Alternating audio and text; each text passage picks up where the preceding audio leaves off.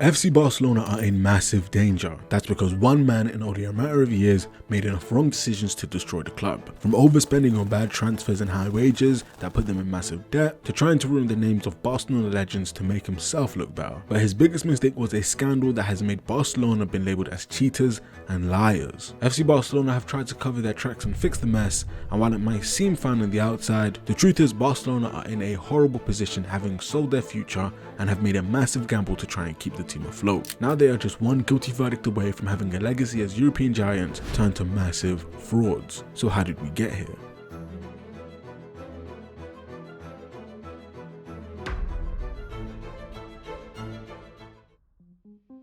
In 2015, Barcelona won the prestigious Champions League, their fourth in just 9 years, and they did that with the help of Neymar Jr. Some might say he's the reason for Barcelona's success, but what if I told you he's the reason for Barcelona's downfall? Neymar joined Barcelona in 2014 for a reported 57.1 million euros, but that wasn't true. El Mundo put out an expose claiming that his transfer was close to 100 million euros and that Barcelona had lied about his transfer fee. But after an official investigation was launched into this mysterious transfer fee, then Barcelona president Sandro Rosell resigned, calling it an unfair and reckless accusation of misappropriation, which has resulted in a lawsuit. This is red flag number one. They lied about a transfer fee, maybe as a symbolic victory or to avoid taxes, but either way, there was something suspicious going on. Neymar's official fee was changed to 86.2 million euros, and now Barcelona needed a new president. So Rosel's right-hand man Josep Maria Bartomeu was given the presidency, which would turn out to be the single most destructive thing that has happened in FC Barcelona history. Bartomeu was president, but he wasn't a football guy. He didn't know much about the sport, but he had now been given all of the power of one of the biggest teams in world football. But even after Neymar's controversial arrival, they still won the Champions League. So how did they collapse? Well, once again, Neymar is at the center of it. Neymar had won everything at Barcelona, everything but the Ballon d'Or, finishing on the podium twice. He knew the only way he was going to win it is if he stepped out of Messi's shadow and led his own team. So in 2017, PSG activated Neymar's release clause of 220 million euros, a world record transfer, which yes,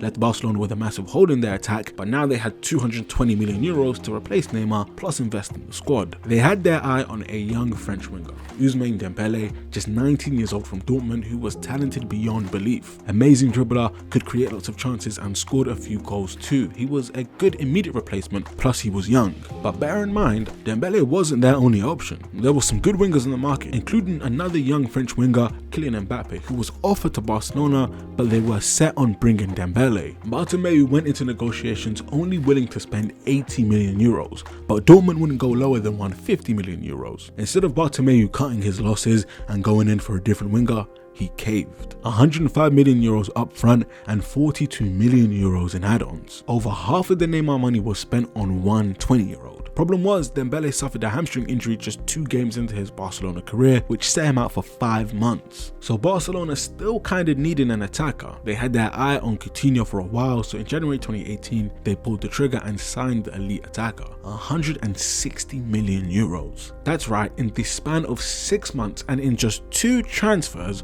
Bartomeu and Barcelona spent all of the Neymar money plus 80 million euros. They were running through money as if it was nothing, but the worst part is, neither of these 3 players were even fractionally worth their price tag. Dembele struggled to adapt to Barcelona's sophisticated style of play and was not focused on football. Instead, he spent more time playing PlayStation, eating McDonald's and turning up late for training. That lack of discipline is what led to him having so many injuries. As his team physio said, he doesn't respect the rest periods. There's no structure around him. In 6 years, he missed 141 games through injury, clearly showing he wasn't worth the money. And as for Coutinho, he didn't tactically work either. He couldn't play out wide or control the midfield. His best position was the number 10, which was reserved for Messi, so Coutinho's weaknesses were on full display and his rank in the team dropped, becoming a bench player after just 1 year at the club. 2 150 million euro players that just didn't work. So you'd think, learn from the mistakes to not sign anyone for that much money, especially because the only reason you could afford to do it in the first place was the money you got from Neymar, which has now run out. Except Bartomeu is a clueless idiot and they still needed an attacker to pair with Messi and Suarez. And so in 2019, they went in for a 28-year-old Griezmann. They activated his 120 million euro release clause, and now they had their third 9-figure attacker in as many years. And did it work? Obviously not. Another tactical misfit fit, with Griezmann playing some games at left wing, a position he didn't feel comfortable with. After just 2 years at Barca, Griezmann went back to Atletico, where they eventually bought him for 20 million euros, 100 million less than they sold him for. Truly stupid business from Barcelona. Same thing with Coutinho, who was out the door after 3 seasons at Barcelona for a fraction of the price, and surprise surprise, so was Dembele. The question is, why were Barcelona spending 9 figures on players who didn't fit the system? That's because the main man in charge of the transfers, Bartomeu, knows nothing about football. Instead of letting the coaches have a role saying signings, the president and the board make that choice, and Bartomeu just buys the newest, shiniest players to show off in front of the Barca club members while spending stupid money to do so. And when they realize the signing was a complete waste of money for a player who doesn't fit in the squad at all, they sell the players for a fraction of the price just a few years later, losing hundreds of millions in the process. They even had to loan 85 million just to sign Griezmann. They were outspending their earnings, and it wasn't just those 3 attackers that were eating into their finances. From 2014 to 2019, Bartomeu spent over €1 billion in transfers. Their signings: Mateu 20 million, Arda Turan 41 million, Alex Vidal 22 million, Andre Gomez 50 million, Paulinho 40 million, Malcolm 41 million, Neto 26 million, and many more terrible signings. Guys who didn't play and who didn't last at the club for more than 3 years. They couldn't afford to keep spending like this, and sooner rather than later, it was going to severely hurt them. They also spent 86 million euros on Frankie de Jong. Not a bad player, but a ridiculous overspend. But the worst part about it all, it wasn't just the transfers that were costing them. Barcelona's wage bill was sickening, bleeding them dry. Umtiti, who started less than 60 games in 6 years, was on 230,000 per week. Coutinho was on 450k per week.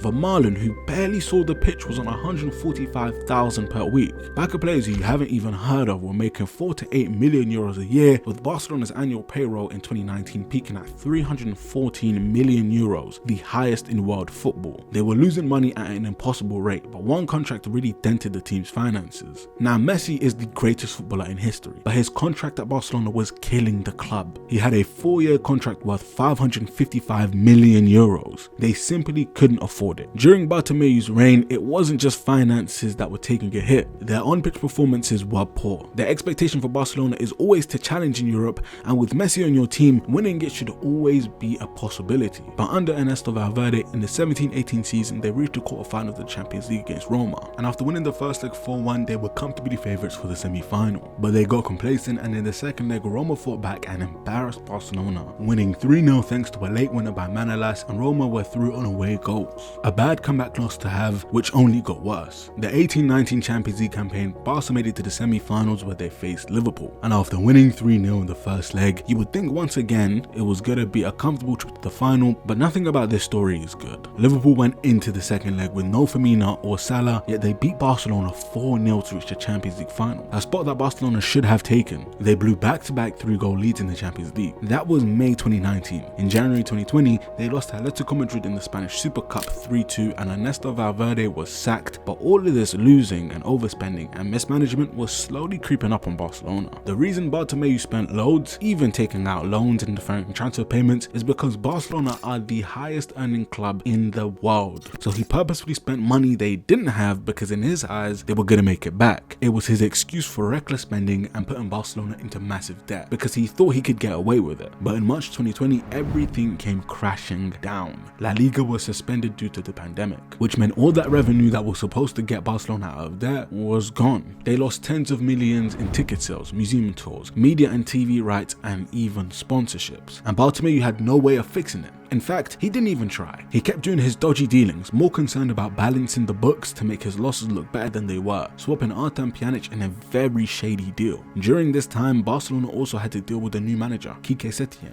During his time, his most memorable game was easily not just the most embarrassing loss in Barcelona history, but maybe in the history of the Champions League. Bayern Munich versus Barcelona. A one-game tie where Bayern beat the brakes off of Barcelona 8-2.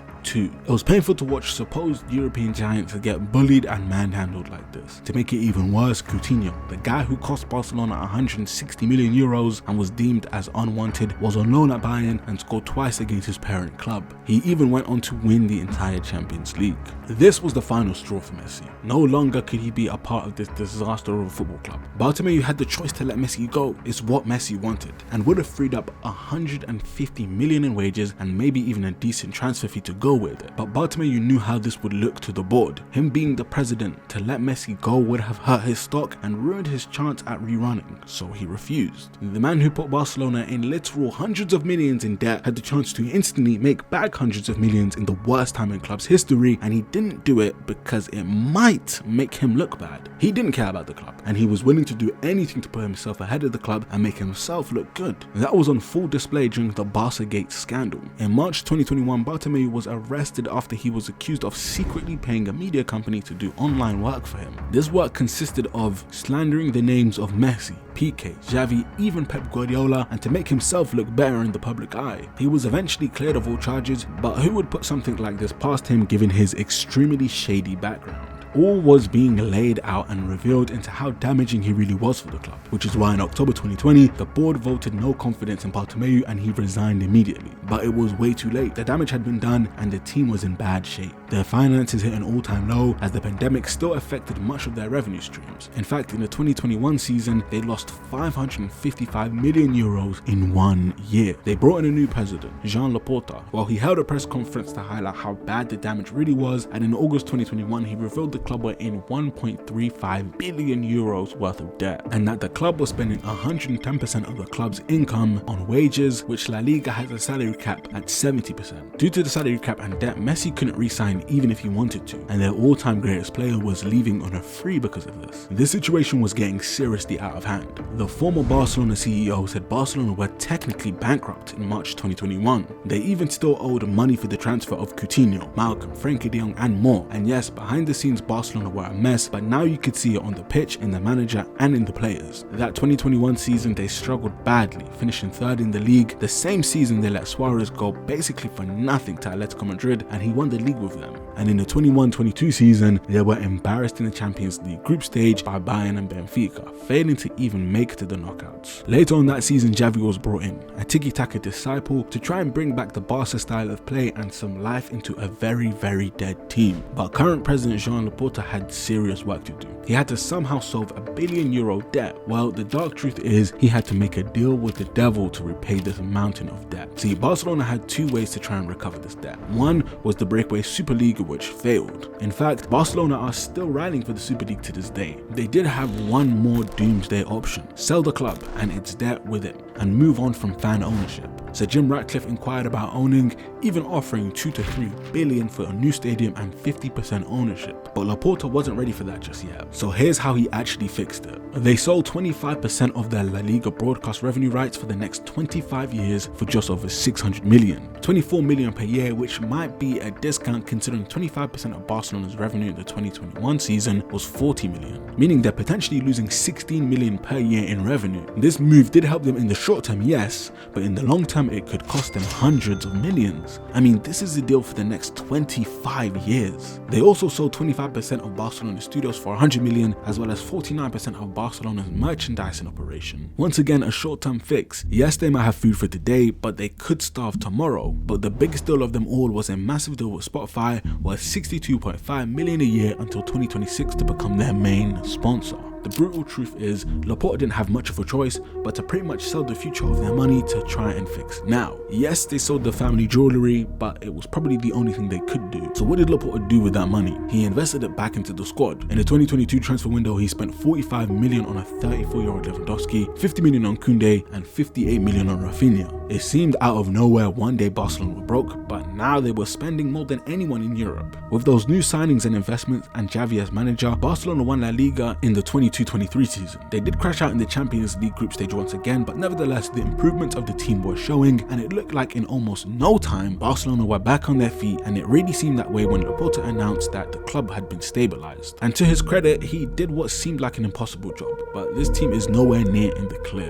Yes, they raised some big funds, but they did so by betting a lot on the fact that they'd be good for at least 25 years, that they can generate revenue and make the proper signings without wasting a single penny. If they get back to winning ways and really compete in Europe, then they're safe. But keep losing games and even key players, then it's not looking so stable. Laporta took a gamble, not one that they really had a choice in taking, but a gamble nonetheless, and they certainly haven't won yet. Barcelona are still suffering from Bartomeu's presidency, and while things might look like they're resolving, truthfully they might never fully recover from it. And honestly, I don't expect Barcelona Barcelona to really be European giants again anytime soon. Their stock has plummeted. This isn't the same Barcelona you used to know and fear. They don't have Messi anymore and they have no money. The things that made them so feared are gone, and it happened seemingly overnight. One day they were one game away from a Champions League final, and the next they were celebrating reaching their first Champions League knockout stage in 3 years. It's a tragic story that one man's incompetence has led to an entire football team's destruction, but that's the harsh reality of Barcelona Football Club at the moment. And yet, even beyond the grave, Bartomeu is still coming to haunt this Barcelona team. The Negreira case. A case of Bartomeu and Rosell between 2001 and 2018, paying a company that belonged to Vice President of Spanish refereeing millions of euros. Negreira's testimony said, "Barcelona paid me to make sure no refereeing decision was made against them, which is to say everything to be neutral." Which sounds pretty damning to me. This might be the final nail in the coffin for this Barcelona team. Sevilla president has cut ties with Barcelona, fans are mocking Barca due to the allegations, and their reputation and success are being called into question. If they're found guilty on this, they could face punishments of disqualifications, point deduction, even stripping of titles, but they are almost guaranteed to have to pay a hefty fine for charges related to corruption and bribery.